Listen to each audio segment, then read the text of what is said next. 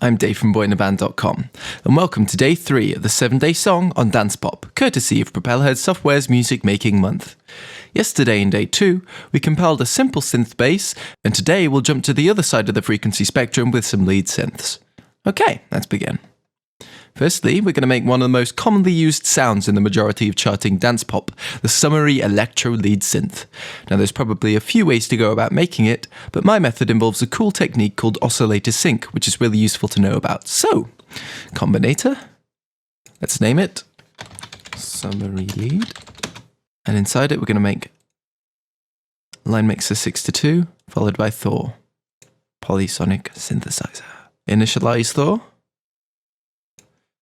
Turn it to mono legato, so only one note can play at a time.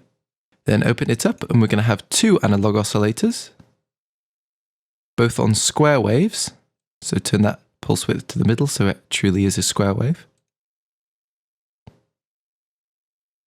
And the first one is going to be 2 octaves down, and only run number 2 through. Now this might seem weird, but you'll see why after I add in some notes now. Okay, so those notes are in and it's soloed out. So let's shake it all about. Okay, so listen to it on its own.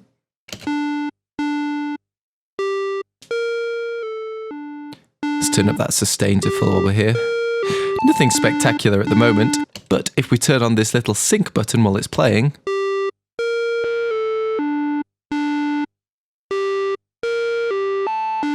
you can hear a tonal change to the sound. Now, it becomes a bit grittier as we bring it down here with the BW slider. Just becomes a lot more pronounced. Now what's happening here is that one oscillator is restarting the period of another oscillator. This may sound horrific and disgusting to the uninitiated, but if we look at this convenient diagram in the reason help files, it explains it pretty well. Now the master oscillator here is oscillator 1, and the slave oscillator is oscillator 2. Oscillators haven't had an Emancipation Proclamation yet, they're seriously behind when it comes to social development. Anyway, the master oscillator, which in our case is 2 octaves below, and as such has a longer waveform because it's deeper, stops the slave waveform wherever it is, even if it's midway through a cycle when the master wave comes to an end. As you can see here, the slave one is shorter than the master, and when the master comes to an end, even though the slave one has started partway through to try and get to the peak, the master just cuts it off and stops it dead in its tracks, even though it's midway through a cycle. As you can see, this creates a whole new wave. You've got like a sawtooth with a little extra bit here. And this usually ends up with a sweet, gritty, hollow kind of tone, especially when used in conjunction with saw or square waves. So, that's the sound. I kind of like it further up on the bandwidth slider.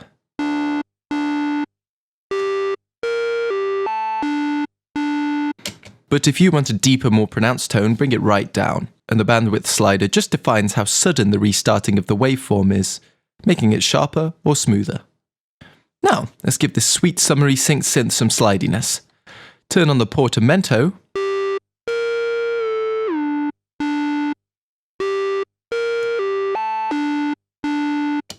I just brought that down to about a quarter. And you could hear that particularly at that part where the riff goes up an octave, if we skip there,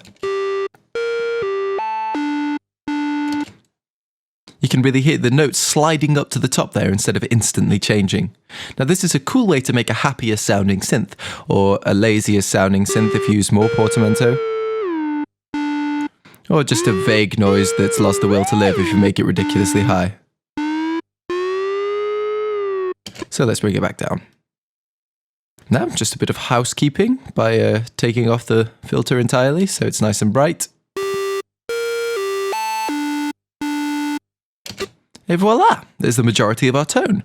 Let's widen it up though. One technique I like to do to maintain the source sound and get some serious width is to duplicate Thor, right click, duplicate devices and tracks, add the chorus, and then run it into a right click, create M-Class Stereo Imager on full width for both bands. Obviously if this is a bassier effect, we probably wouldn't put the bass as full width, we'd make it mono, like I was saying in day 2.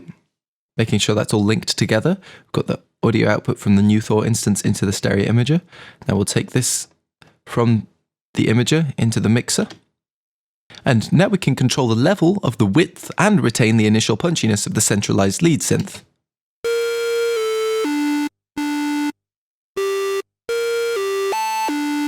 So without the width, and with it.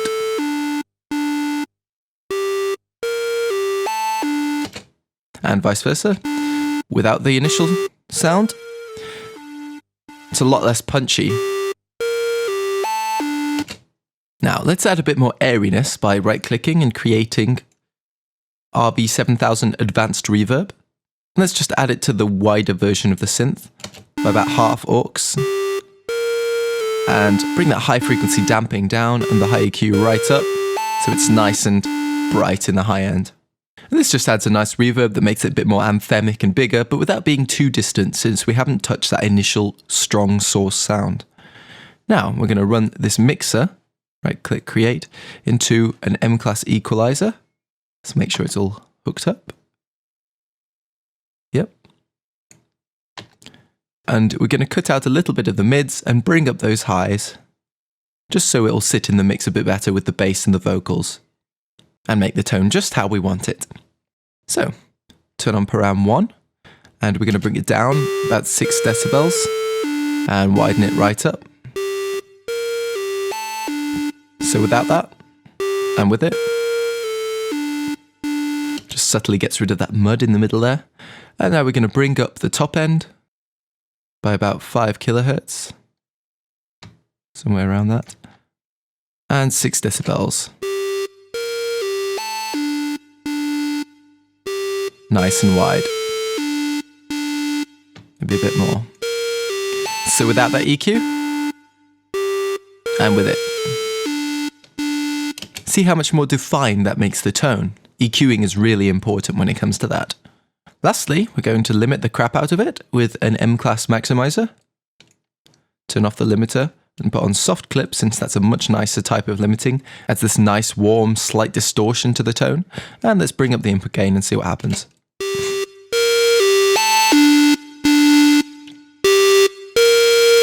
So without it, obviously it's quieter, but you can also hear the tone changes when I turn it on. Just makes it a little bit grittier without being too distorted. And there's our main lead synth. Seriously, Summery. Next up, I'll quickly throw together a synth that has to be one of the weediest little leads I've ever made, but that I just think is perfect for sitting in the background of this song.